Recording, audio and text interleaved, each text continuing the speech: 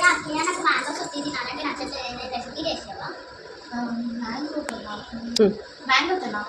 ice cream చేసుకుందామా okay okay let's go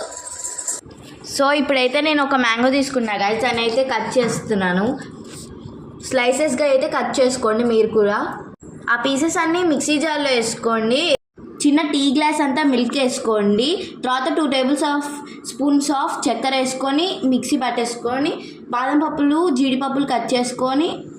బౌల్స్లో వేసుకొని తర్వాత వేసేసి ఆ మ్యాంగో ప్యూరీ వేసుకొని సో ఓవర్ నైట్ ఫ్రిడ్జ్లో పెట్టుకోండి